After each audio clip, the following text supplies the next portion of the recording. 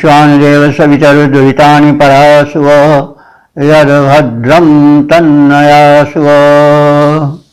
ॐ शं नो मित्रः शं वरुणः शं नो भवत्वर्यमा शं न इन्द्रो बृहस्पतिः शं नो विष्णुरुत्तमः। ॐ भद्रं कर्णेभिः शृणुयाम देवा भद्रं पश्येमाक्षिभिर्यजत्रा स्थिरैरङ्गैस्तुष्टुवांसस्तनूभिर्व्यसेम देवहितं यदायुः। जीवेम शरदाशतं शृणुयेम शरदाशतं पश्येम शरदाशतं मदीनास्यां शरदाशतम्। ॐ तेजोषि तेजोमयधेहि ओजोषि ओजोमयधेहि यशोदोमा सद्गमय तमसोमा ज्योतिर्गमय मृत्योर्मा मृतं गमय।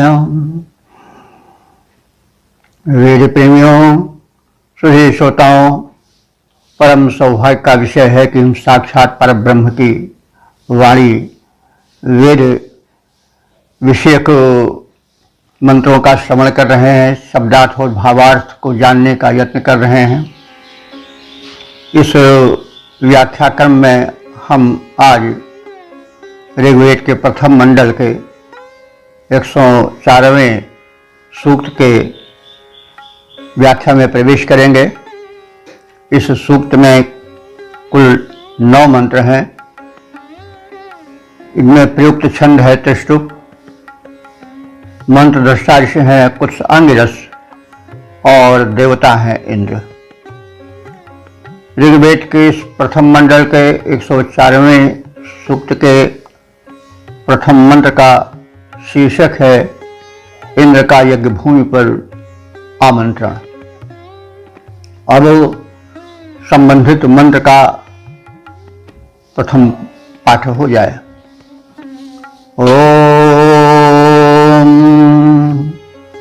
योनिष्ट इंद्र निषदे अकारे तमा निषीद स्वानो नार्वा विमुच्या वयो सायास स्वान्दोषा वस्तोर्वहीयसः प्रपित्वे। शब्दार्थ से परिचय प्राप्त करें। इंद्र, हे सर्वस्वामिन देवाधिदेव देवराज इंद्र,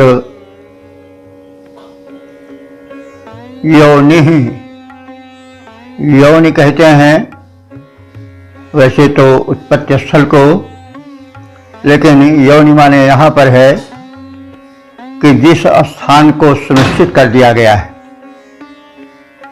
यज्ञ स्थल पर ते निषदे अकारी, ते माने तुम्हारे, निषदे माने बैठने के लिए, सद धातु है, बैठने का अर्थ में आता है।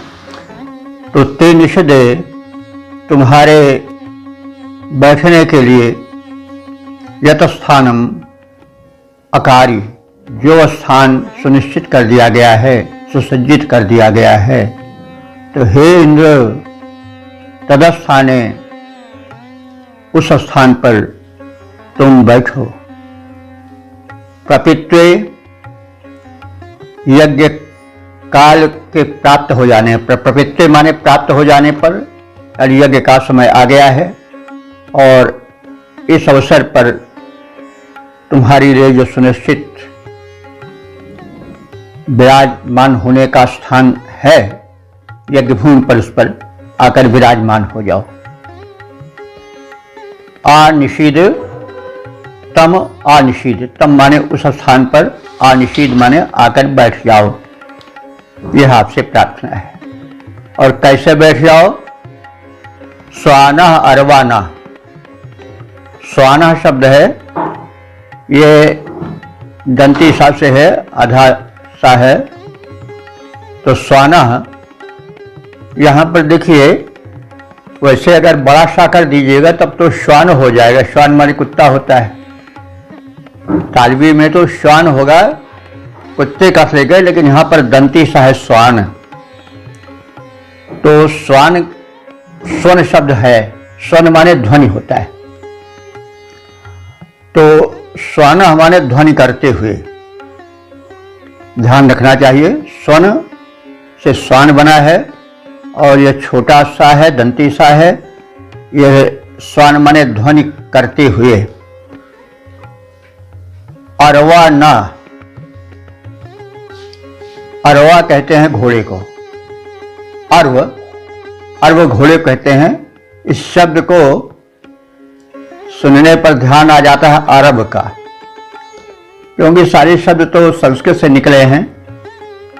तो अरबी घोड़े बड़े प्रसिद्ध होते हैं, तो हो सकता है इसी कारण उस भूखंड विशेष को, जिसे आज अरब कहते हैं, वो इसी अर्व शब्द से निकला। तो इंद्र आकर सुखपूर्वक बैठ जाए, इसके लिए एक दृष्टांत दिया जा रहा है कि कैसे बैठे। स्वाना अरवा ना शब्द करते हुए, अश्व की भांति, अर्व की भांति। न माने समान होता है, जैसा निवेदन करते आ रहे हैं। अगर संज्ञा के बाद न आता है तो वह समानार्थक अर्थ द्योतित करता है। तो हे इंद्र, तुम अपने सुनिश्चित इस यज्ञ के स्थान पर स्वानः न निषीद, स्वन करते हुए यानी ध्वनि करते हुए अश्व की भांति आकर बैठ जाओ। तो हिनहिनाता है घोड़ा, घोड़े का शब्द हिनहिनाना कहा जाता है। तो घोड़ा जब अपने गंतव्य पर पहुंच जाता है और समझ लेता है कि विश्राम का काल आ गया है, अब हम यहाँ पहुंच गए हैं, तो वो हर्षध्वनि ध्वनि करता है, हिनहिनाता है, जो कि सूचक होता है कि अश्व अब विश्राम करेगा, वहाँ पर आनंद प्राप्त करेगा। तो जैसे गंतव्य पर पहुंचा हुआ अश्व हिनहिना करके अपने हर्ष को व्यक्त करते हुए उस स्थान पर विश्राम करने हेतु बैठ जाता है जहाँ पर वो पहुंचा है, वैसे हे इंद्र, आप भी हर्षध्वनि करते हुए, प्रसन्नता व्यक्त करते हुए इस यज्ञ भूमि पर अपने सुनिश्चित स्थान पर बैठ जाओ। और यह भी करो कि दोषा वस्तु वही यशः, दोषा वस्तु माने दिन और रात, बहियशः माने ढोने वाले। तो दिन और रात तुमको कौन ढोते रहते हैं? अश्व। तो दोषा वस्तु बहियशः अश्वान, दिन और रात तुमको ढोते हुए, तुमको अपने रथ पर खींच कर ले जाते हुए ये घोड़े जो हैं, इन घोड़ों को भी अवसाय माने खोल कर, वह माने उनके बंधनों को मुक्त करके, विमुच माने खोल करके आप उन्हें भी विश्राम दो। संदेश है कि आप अपने वाहनों को, जिसे स्वीकार कर रहे हैं उसको भी सम्मान दो, उसकी भी देखरेख करो। यह आवश्यक है, तभी तो वाहन सुख दे सकेगा। तो तात्पर्य है कि इंद्र सर्वप्रमुख देव है, उसे यज्ञ स्थल पर ऋषि बुला रहा है और उसके लिए सुनिश्चित स्थान पर बैठ जाने के लिए उससे निवेदन कर रहा है। और यह कह रहा है कि जैसे आपके घोड़े आते हैं तो गंतव्य पर पहुँच कर हिनहिनाते हैं, अपने जो है हर्ष को अभिव्यक्त करते हैं, वैसे आप भी उसी भाव में प्रसन्न हो करके इस स्थान पर बैठ जाओ। और साथ साथ अपने अश्वों को, जो दिन रात तुमको ढोते रहते हैं, दिन रात ढोने का मतलब ये हुआ कि इंद्र सदैव शुभ कार्य में भाग लेते रहते हैं, जहाँ शुभ कार्य यज्ञ होते रहते हैं वहाँ पहुँचते रहते हैं, इसीलिए तो दिनों रात शब्द प्रयोग हुआ है। तो ये अश्व जो तुमको दिनों रात यज्ञ स्थल पर जहाँ जहाँ शुभ कर्म होता है वहाँ ले जाते हैं, उनको भी विश्राम की आवश्यकता है, इसलिए उनके बंधनों को विमुक्त कर दो और उन्हें विश्राम करने के लिए मुक्त कर दो। यह आपसे प्रार्थना है। तो हे इंद्र, यज्ञ भूमि पर तुम्हारे बैठने के लिए जो स्थान सुसज्जित किया गया है, सुनिश्चित किया गया है, यज्ञ काल में तुम उस स्थान पर आकर विराजमान हो जाओ। रातों दिन तुम्हें जो घोड़े ढोते रहते हैं, उन हिनहराते हुए घोड़ों को बंधन मुक्त कर दो। वे घोड़े भी विश्राम कर लें। वे अश्व यज्ञ काल आने पर दिनों रात तुम्हें वहन करते रहते हैं, इसलिए उन घोड़ों को भी विश्राम मिलना चाहिए और मनुष्य को भी चाहिए कि अपने वाहन को समय समय पर विश्राम दे, उसका भी ध्यान रखे और इस प्रकार से जीवन बितावे। तो अब हम संबंधित मंत्र का पद रूपांतरण जाने। यज्ञ भूमि पर आवो, यज्ञ भूमि पर आवो इंद्रदेव, तेरे हेतु बैठने के लिए उच्च आसन बनाया है, बैठने के लिए उच्च आसन बनाया है। उस पर जाकर विराजमान होवो, नाथ तेरे हेतु मनोयोग पूर्वक सजाया है। घोड़ों को भी मुक्त करो, हिनहिना रहे हैं वे, घोड़ों को भी मुक्त करो, हिनहिना रहे हैं जो।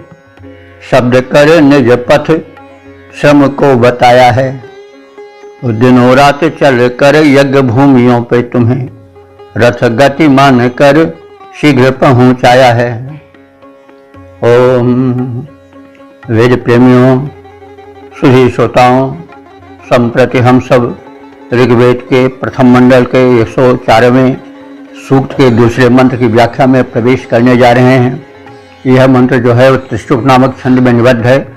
मंत्र दृष्टा ऋषि हैं, कुछ सांगिरस देवता इंद्र हैं और इस मंत्र का शीर्षक अथवा विषय है उपासकों को सतपथ पर लाने वाले उदार इंद्र यज्ञ भूमि पर सादर लाए जाएं। अब संबंधित मंत्र का प्रथम पाठ हो जाए। ओम ओ ते नर इंद्र मूते गुरुनो चित्तांत सद्यो अध्वनो जगम्यात् देवासो मन्नुं दासस्य स्यमन्नन्ते न आवक्षन्त सुविताय वर्णम्। शब्दार्थ से परिचय प्राप्त करें। ते नरा, ते माने वे, नरा माने मनुष्य, ये माने जो, ऊतये, ऊति कहते हैं रक्षा को, और उसका चतुर्थी एक वचन है ऊतये, प्रयोजन हेतु, रक्षा के लिए, संरक्षण के लिए। तो ते नराह, ये ऊतये वे मनुष्य जो कि संरक्षण के लिए इंद्रम आ उबुह, इंद्र को अपने निकट आवाहित करते हैं। उन आवाहकों को इंद्र ने नुचित माने निश्चित रूप से, सद्य माने शीघ्र ही, अध्वनः जगम्यात्, अध्वन कहते हैं मार्ग को, तो उनको सही मार्ग पर सद्य शीघ्र ही उन इंद्रदेव ने चलाया है, उन्हें सन्मार्ग दिखाया है।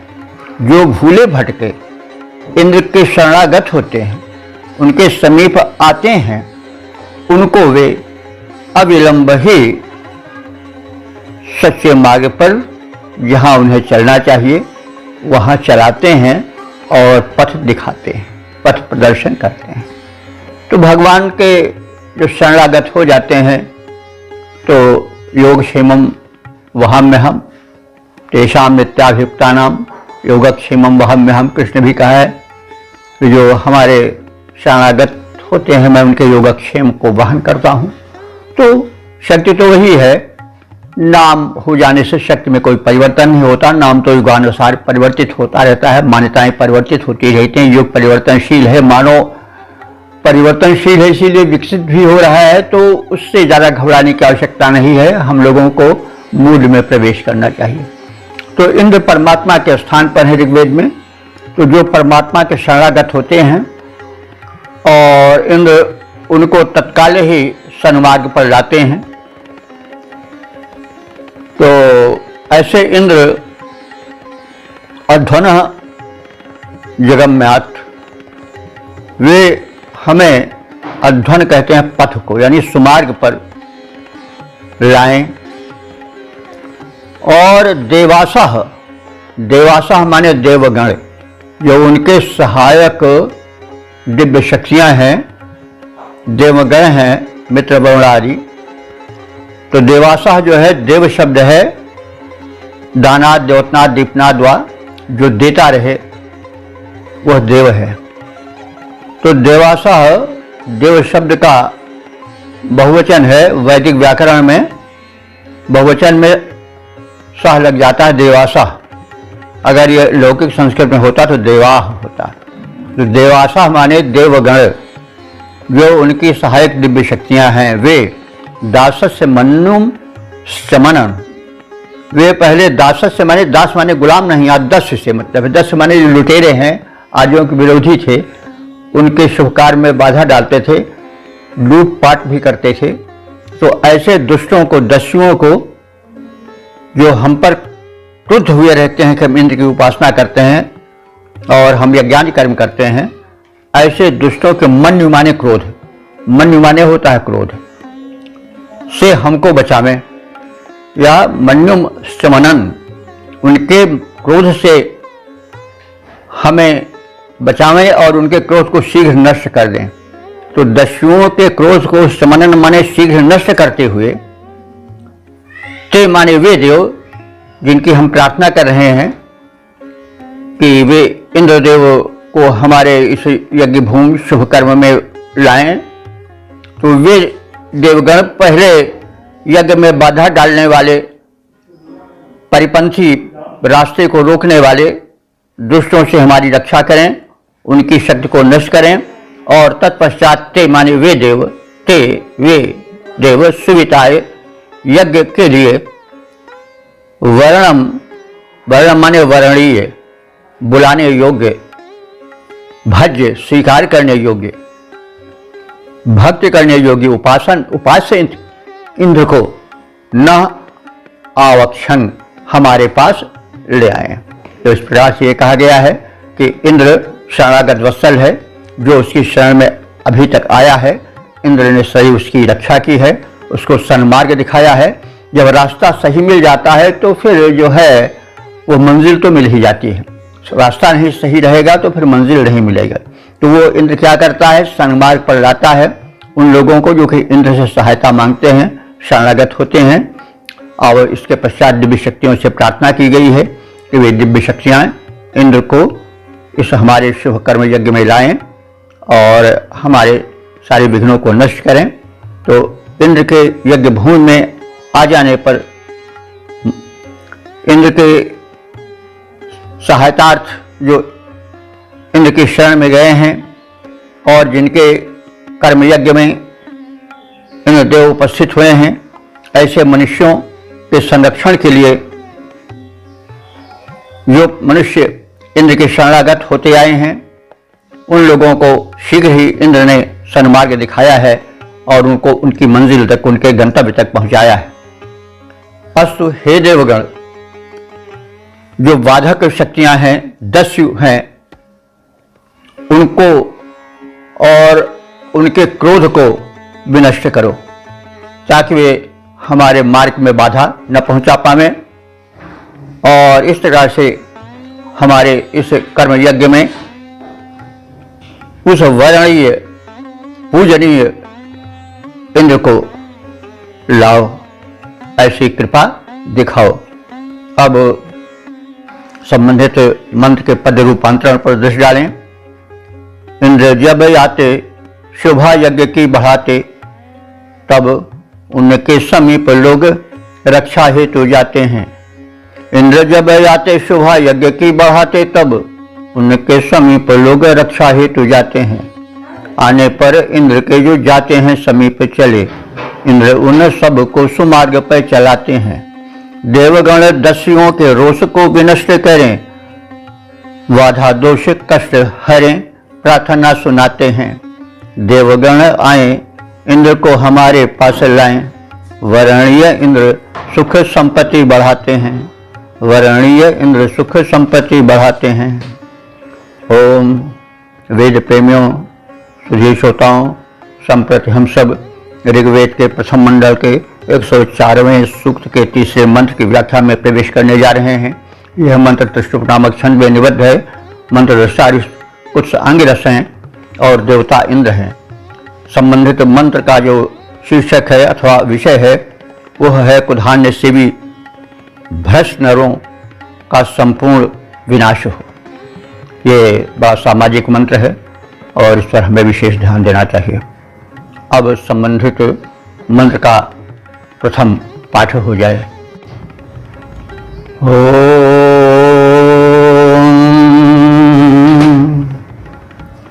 अवत्मना भरते केतवेदा, अवत्मना भरते फेन मुदं, क्षीरेण स्नातः कुयवस्य योषे, हतेते शातां प्रवणे शिफायाः। शब्दार्थ से परिचय प्राप्त करें। ये कुयवा, ये माने जो, कुयवा हमारे कुयव हैं। कुयव एक राक्षस का भी नाम है और कुयव उसे भी कहा जाता है और शायद इसीलिए उसका नाम भी कुयव पड़ा हो। कु कहते हैं कुत्सित को, बुरे को, और यव कहते हैं धन अन्न को। यव एक वैसे अन्न है, लेकिन वह यव जो है वो व्यापक अर्थ में संपूर्ण अन्नों के लिए आता है और अंत में ये संपत्ति का भी द्योतक है। तो जो कुयव है यानी कुत्सित अन्न धन को, धन धान्य को धारण करते हैं, जो कुधान्य खाने वाले हैं, वे सब क्या है? कुयव, कुयव असुर हैं। और उनका क्रियाकलाप क्या है कि ते माने वे कुयव कुधान्य सेवी नर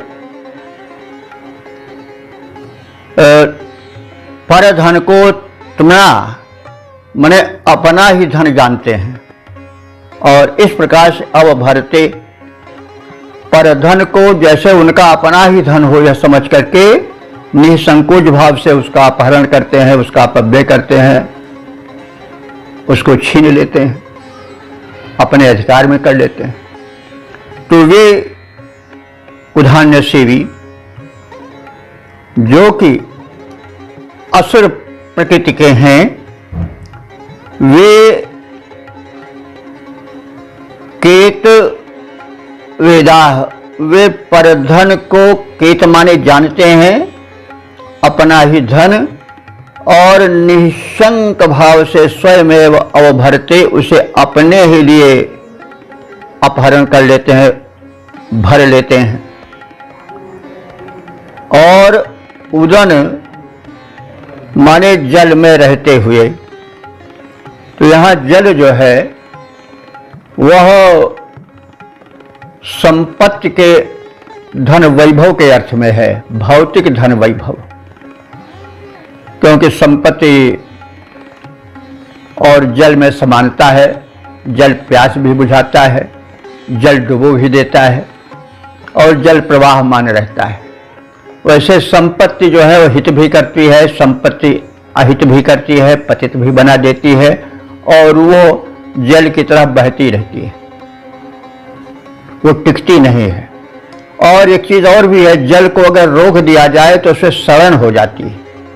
वैसे संपत्ति को यदि हम संचित किए रह जाते हैं, उसका सत्कार्य में व्यय नहीं करते हैं, तो वह सड़ जाती है, विकार उत्पन्न करती है। आदि आदि अर्थ इससे व्यंजित होते रहते हैं। तो वे कुधान्य सेवी जो कि दूसरों के धन को इस रूप से अपहरण कर लेते हैं जैसे वह उनका ही हो, अपना ही धन हो, ऐसे जो परधनापहारी विकारी जन हैं, वे उस उदन माने जल रूपी संपत्ति में रहते हुए, आप सब जानते हैं कि कभी कभी उपमेय और उपमान दो होते हैं। केवल उपमान का कथन कर दिया जाता है और उपमेय का अर्थ उससे सिमटा होता है। जैसे गीदड़ आ गया, किसी हमने कायर को देखा तो गीदड़ का दिया, तो गीदड़ तो नहीं आया, लेकिन गीदड़ तुल्य आदमी आ गया। जैसे शेर आ गया तो शेर तो नहीं आया, लेकिन शेर तुल्य निर्भीक व्यक्ति आ गया। कुछ इस प्रकार से प्रयोग होता रहता है व्यवहार की भाषा में। तो यहाँ पर उदन माने जल में रहते हुए, यानी संपत्ति रूपी सलील में रहकर भी वह फेनम, उस फेनिल जल को, उस जल के ऊपर फेना होता है, बुदबुद होता है, तो वो बुदबुद जो है, वो जल जो है वो फेने की तरह सुख समृद्धि और दिखावा और साज सजावट भी लाता है ऊपर से, तो इसलिए उसको फेनिल कहा गया है। उस साज सजावट शान शौकत को समेटे हुए जो जल है संपत्ति रूपी, उसको वह तमना अवभरते, तमना माने अपने लिए ही, अवभरते माने उपभोग में लाता है। वो समझ लेता है कि यह जो हमने धन अपहृत किया है समाज का, छल से, कपट से, घूस से, अनेक दुराचारों से, तो वह धन उसको वो अपना समझकर उस धन के मध्य वो अपना जीवन बिताता है। और उस धनापहारी की दो पत्नियां बताई गई हैं। कोई अवश्य योशे, उस कुधान्य सेवी पर धनापहारी असुर, आसुरी प्रकृति वाले व्यक्ति की दो, योशे माने स्त्रियां, योशा योशे, योश स्त्री कहते हैं, उसकी दो पत्नियां हैं।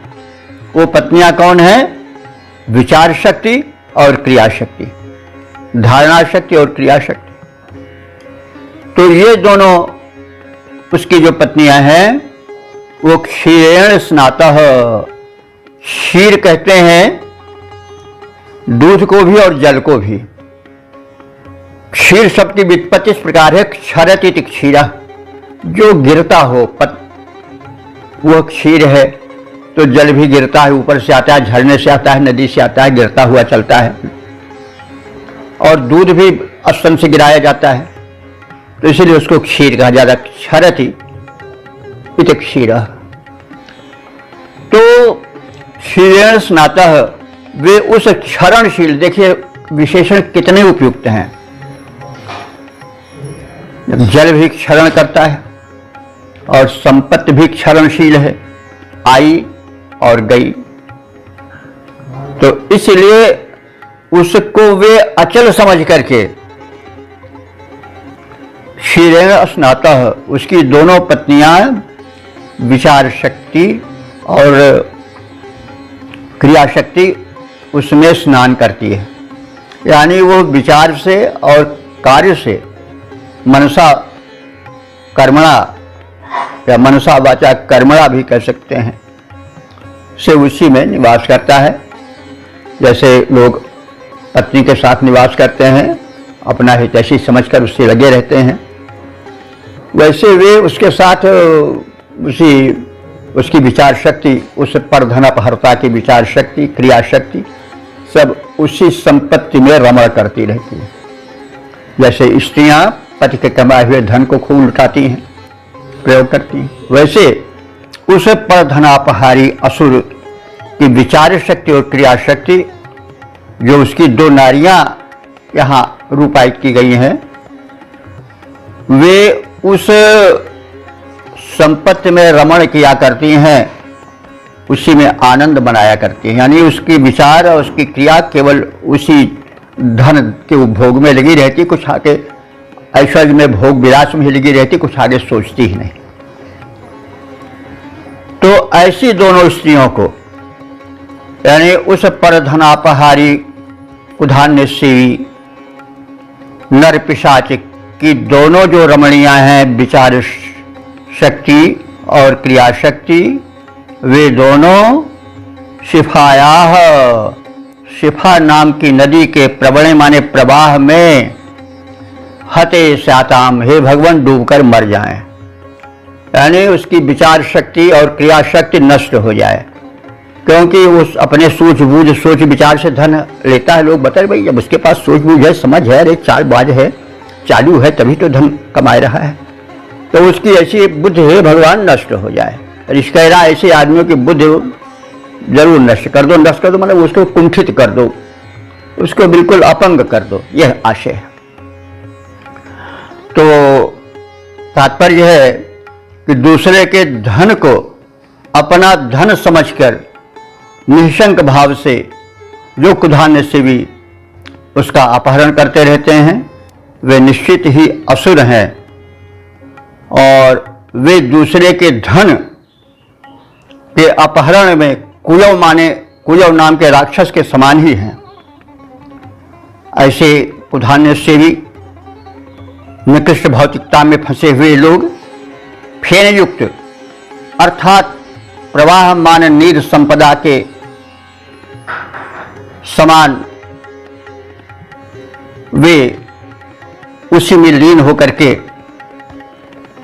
अपने तन मन को उसमें डुबोए रहते हैं, भौतिकता में पूर्ण रूप से डूबे रहते हैं और पर धनापहरण करते रहते हैं। तो ऐसे कुधान्य सेवी परस्वत्वापहर्ता नर पिशाच कुयव यानी कुधान्य सेवी की दो स्त्रियां हैं, विचार शक्ति और क्रिया शक्ति।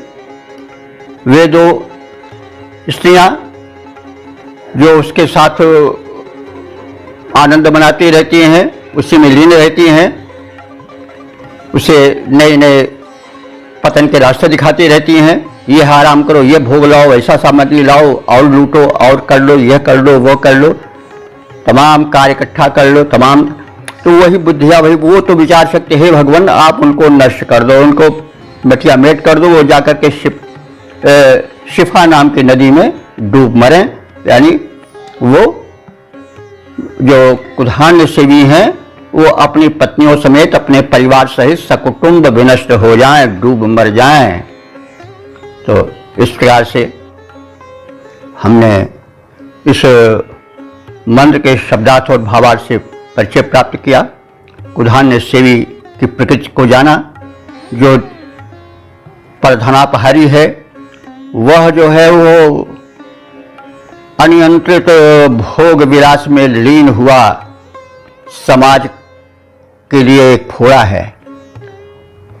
वह अवश्य नष्ट हो, उसकी वह चालू बुद्धि जिसको आज लोग प्रशंसा करते हैं वो नष्ट हो जाए और उसकी क्रिया शक्ति नष्ट हो जाए, वो समूल विनष्ट हो जाए। तो इस भाव को समेटे हुए मंत्र का जो पद रूपांतरण है वो भी देख लिया जाए। कुयव कुधान्य सेवी असुर समान नर, कुयव कुधान्य सेवी असुर समान नर, पर धन जान निज धन हर लाता है, पर धन जान निज धन हर लाता है, पर धन जान निज धन हर लाता है। फेनिल प्रवाहमान नीर संपदा को रोक, अप्रहित कर निज हित में लगाता है। फेनिल प्रवाहमान नीर संपदा को रोक, अप्रहित कर निज हित में लगाता है। ऐसे पर सत्वहारी कुयव की दोनों नारी डूबे उसी जल में, वह जिसको चुराता है। शिफा नाम की नदी में डूबे मर जाएं बहें, रहे ना कुटुंब शेष द्वेष जिन्हें भाता है, रहे ना कुटुंब शेष द्वेष जिन्हें भाता है। ओम ओम। वेद प्रेमियों, सुधी श्रोताओं, संप्रति हम सब ऋग्वेद के प्रथम मंडल के 104वें सूक्त के चौथे मंत्र की व्याख्या में प्रवेश करने जा रहे हैं। यह मंत्र त्रिष्टुप नामक छंद में निबद्ध है। मंत्र दृष्टा ऋषि हैं, कुछ आंगिरस देवता हैं इंद्र, और इस मंत्र का वर्ण विषय है परधनहारी कुधान्य सेवी नर की जीवनचर्या कैसी होती है। अब हम संबंधित मंत्र का प्रथम पाठ कर लें।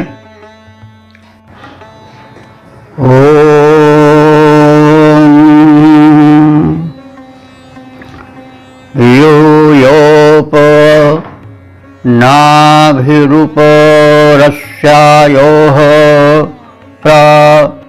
पूर्वाभिस्तिरते राष्ट्री शूरः अंजसी कुलिशी वीरपत्नी पयो हिन्वाना उदभिर्भरन्ते। शब्दार्थ और भावार्थ से परिचय पाएं।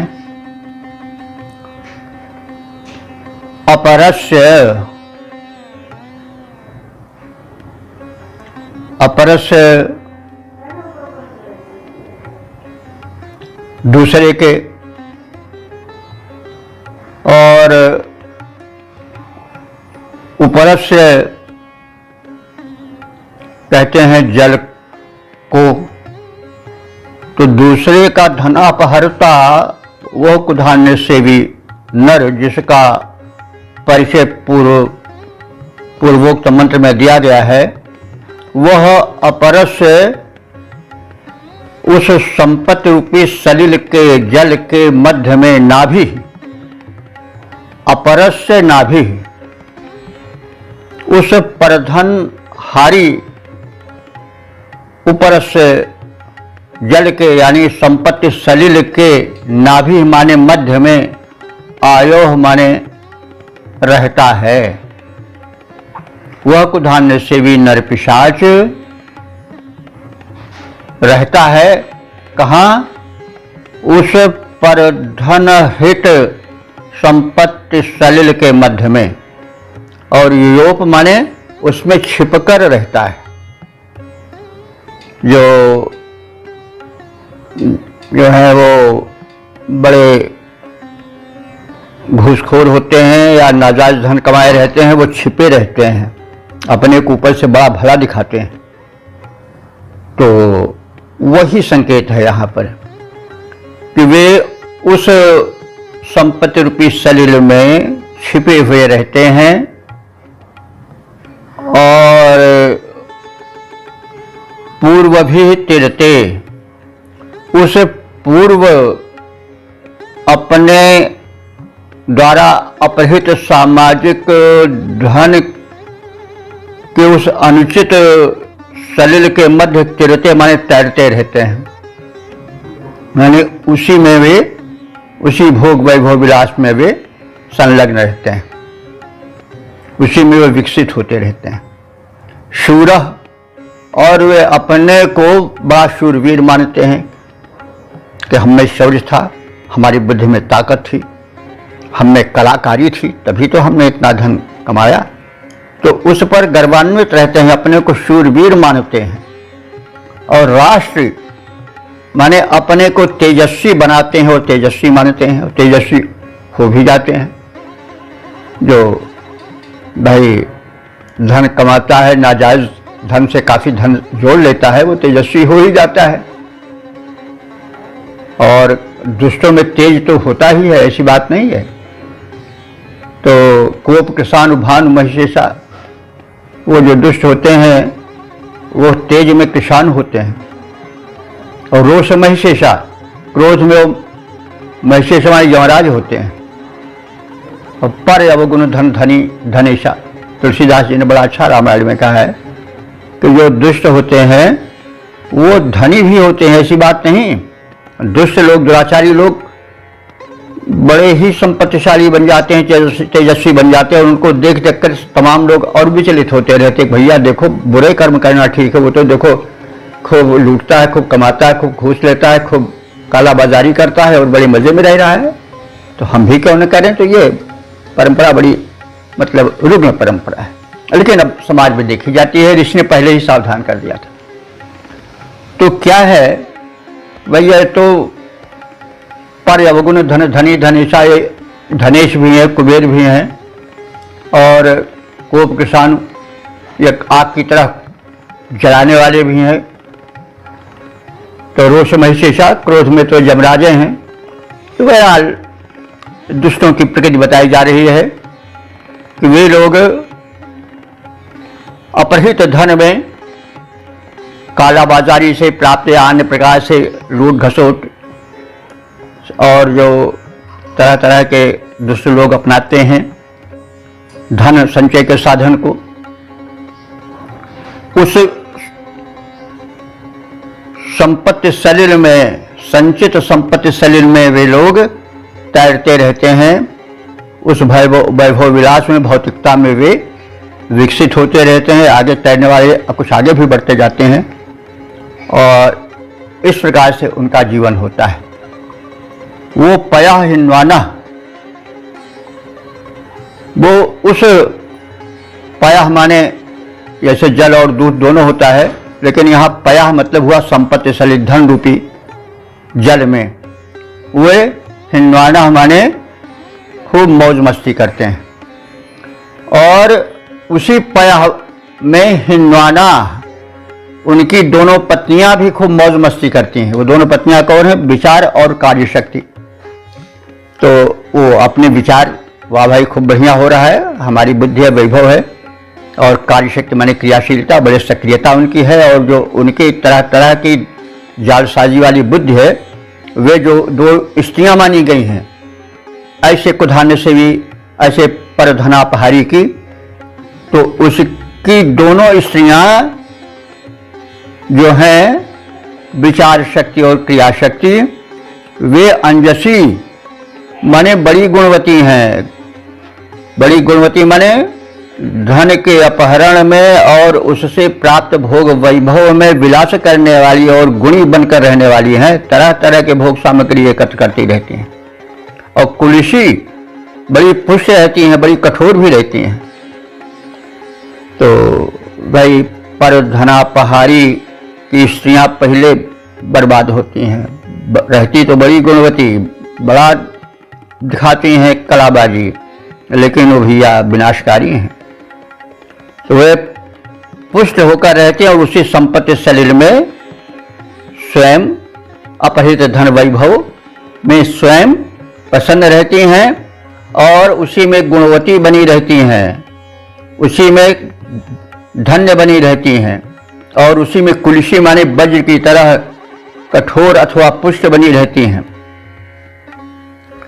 तो इस कुयो की जो दो पत्नियां हैं, विचार और कार्य शक्ति, वे उद्भी भरमते, वो जलों से तृप्त करती हुई अर्थात उसका उपभोग करती हुई वे इस भौतिकता के मध्य में पोषित होती रहती हैं। उद्भी भरंते, उद्भी माने जलों द्वारा, भरंते माने भरण पोषण प्राप्त करती हैं। मतलब यहाँ उद माने जल, जल से मतलब हुआ कि संपत्ति रूपी शरीर में वे खूब पुष्ट होती रहती हैं, खूब मोटी ताजी बनती रहती हैं। भौतिकता में वो खूब पोषित होती रहती हैं। तो अर्थात जो कुयो अर्थात कुधान्य सेवी नर पिशाच अपहरण से प्राप्त संपत्ति शरीर के मध्य में निवास करते रहते हैं और अपने पूर्व अपहृत संपत्ति शरीर में निमग्न ऐहिक भौतिक जीवन को विकसित करते रहते हैं और लोक में वीर तेजस्वी रूप में स्वयं को प्रस्तुत करते रहते हैं। सांसारिकता में कुशल अंजसी और कुलसी नाम की दोनों पत्नियां जो विचार और क्रिया शक्ति रूप में जानी जाती हैं या इसमें कथित है मंत्र में, उस कुधान्य सेवी अपहरणकर्ता नर पिशाच को भौतिकता से भरती रहती हैं, अर्थात पोषित करती रहती हैं और तरह तरह के साज सामान भोग विलास के एकत्रित करती रहती हैं, निरर्थक संचय करती रहती हैं। तो इस प्रकार से इस मंत्र में कुधान्य सेवियों के, परधनापहारियों के, शोषकों के, कालाबाजारी करने वालों के, घूसखोरों के पोल को खोल दिया है ऋषि ने और सावधान किया है कि ऐसे लोगों से बचो और उनकी प्रशंसा मत करो, वो अपनी प्रशंसा करते हैं, कर लें। तो इस प्रकार से हमने इस मंत्र के शब्दार्थ और भावार्थ को जाना।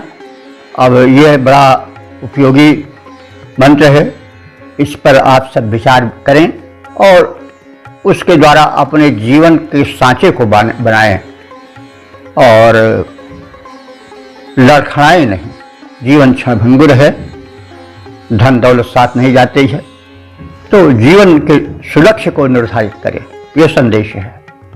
तो अब इस मंत्र के पद रूपांतरण पर भी दृष्टि डालें। कुयव कुधान्य सेवी पर धन हारी नर, कुयव कुधान्य सेवी पर धन हारी नर, अपहृत धन मध्य करता निवास है, अपहृत संपत्ति सलिल में निमग्न वह, वीरवर जोर बन करता विकास है। कुयव की पत्नियां जो अंजसी और कुलसी हैं, क्रियायो विचार शक्ति करती विलास है, भौतिक विकास मध्य हास परिहास मध्य, दोनों ही कुयव संग करती निवास हैं, दोनों ही कुयव संग करती निवास हैं। ओम वेद प्रेमियों, सुधी श्रोताओं, संप्रति हम सब ऋग्वेद के प्रथम मंडल के 104वें सूक्त के 5वें मंत्र की व्याख्या में प्रवेश करने जा रहे हैं। यह मंत्र त्रिष्टुप नामक छंद में निबद्ध है। मंत्र दृष्टा हैं कुछ अंगरस और देवता हैं इंद्र। इस मंत्र का शीर्षक है दुष्टों के घर को हम जानते हैं। हे इंद्रदेव, वहाँ पहुंचकर आप उनका विनाश कर दो। अब संबंधित भाव को भरे हुए मंत्र का प्रथम पाठ हो जाए। ओम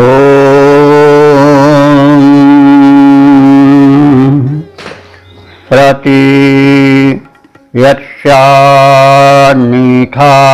दर्शि दस्यो रोको नाच्छा सदनम जानति गात अध स्मान नो मघवंचर कृतादिन्मा नो मघेव निश्यपी परादाह।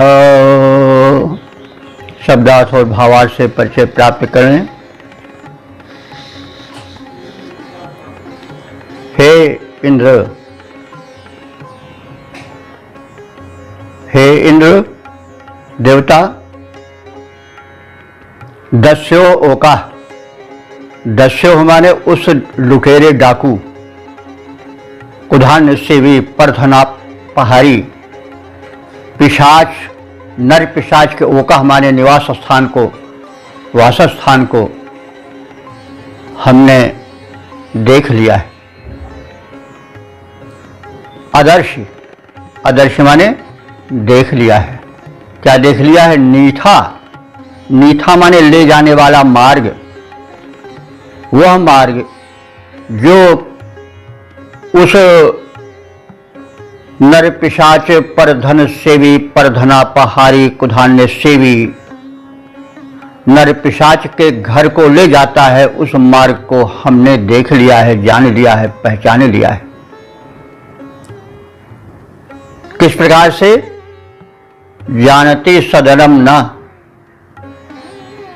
जैसे गाय अपने सदर बने रहने वाले गौशाला को, गोष्ठ को जान लेती है। सदनम न माने समान, सदनम न माने घर के समान, जानती माने जानती हुई। मतलब जिस प्रकार से अपने गोष्ठ को गाय पहचानती है और बिना भूले भटके हुए वहां तक पहुंच जाती है वन में चर करके, उस गाय की भांति हम उस असुर के घर की ओर जाने वाले पथ को जान चुके हैं और हम आपको उसका पता बताने में सक्षम है। दृष्टांत दिया गया है गौ का। तो अब यह वाक्य किस लिए कहा गया है कि भाई कोई अधिकारी जब किसी लुटेरे का, डाकू का, डकैत का, कालाबाजारी करने वाले का, दुराचारी का जब घर जान पावेगा तभी तो वहां तक पहुंचेगा। तो ऋषि या उपासक कह रहा है कि हे भगवान, हमें जो है उस दुराचारी को, धान्य सेवी नर पिशाच के घर को जो मार्ग जाता है उसको हम भली प्रकार से जान चुके हैं, जानते हैं वो उसका ओक क्या है, निवास स्थान कहाँ है, और हम वहाँ तक वैसे ही आपको पहुँचा सकते हैं, आपको ले जा सकते हैं और वहाँ तक वैसे ही हम पहुँचने में सक्षम हैं जैसे कि गाय दिन भर चरकर शाम को अपने गौशाला या गोष्ठ को बिना किसी के रास्ता दिखाए हुए ही वहाँ स्वाभाविक रूप से पहुँच जाती है। यह दृष्टांत है। तो लेकिन जो मैं बता रहा हूँ, भेद दे रहा हूँ, उसमें हमारे ऊपर संकट आ सकता है। क्या संकट आ सकता है कि दुष्ट तो समर्थ ही है, तेज किसान भानु महीषी साथ, दुष्ट लोग तो तेजस्वी होते हैं, समर्थ भी होते हैं, वो जला भी सकते हैं। तो वही कह रहे हैं कि भगवान, हम उनका पता तो बता सकते हैं लेकिन उसके लिए संरक्षण की आवश्यकता है। तो इसलिए मघवन, हे धनवान समृद्ध इंद्र सक्षम देवता, चक्रतात उन उधान्य सेवियों के उपद्रवों से हमारी रक्षा करो। नह इट, हमारी रक्षा करो। चक्रतात नह इट, उनके कुचक्रों से, उपद्रवों से हमारी आप रक्षा करो। निशापी मघायो, लेकिन नह माँ परादाह, नह माने हम सबको, माँ माने मत, परादाह माने तिरस्कृत करो या दूर फेंक दो, माने हम दिखा दें, दुष्ट से बैर मोल ले लें, मधुमक्खी के छत्ते को खोद दें और फिर वो डंक तो मारेंगे ही। तो इसलिए पहले रक्षण आवश्यक है। तो हे देवता, हे समर्थ इंद्रदेव, हमने आपको उस दुष्ट का पता बता दिया और पता बता सकते हैं, लेकिन इसके दौरान नह माँ परादा, आप हमारे संरक्षक बनो, नह माँ परादा, मुझे दूर मत फेंको। इसके लिए उपमा दिया है कि कैसे निश्शपी मघायो, जैसे व्यसनी पुरुष धन को अपने व्यसन में निसंकोच भाव से लगाता है, जुआरी दांव पर लगा देता है धन को बिना मोह के, और जो व्यभिचारी है वो धन को लुटाता है व्यभिचार में, सुरा पान करता सुरा में लुटाता है, निसंकोच भाव से, उसको दर्द नहीं होता है कुछ बस।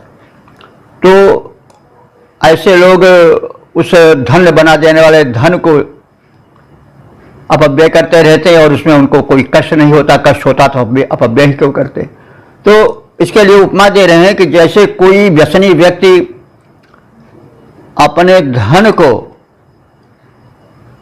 दूर फेंक देता है, वैसे आप हमारी उपेक्षा मत कर देना।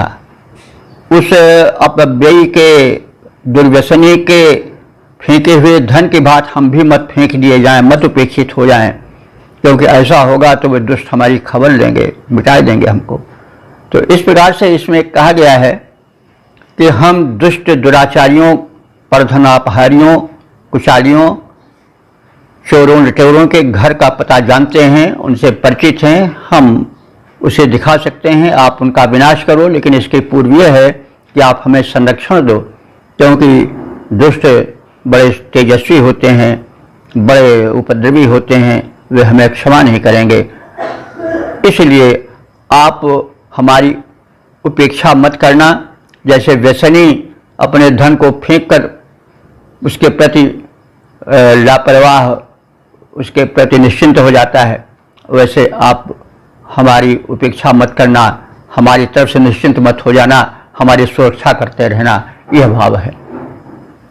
तो जो जैसे गाय अपने गोश्त का पथ जानती है, वैसे ही हम कुधान्य से भी दुष्टों दुराचारियों के घर को जाने वाले मार्ग को भली भांति पहचानते हैं। इस स्थिति में हे धनवान समर्थ समृद्ध इंद्रदेव, उन उपद्रवियों के प्रहार से हमारी रक्षा करना, क्योंकि वे निश्चित हमें दंड देंगे।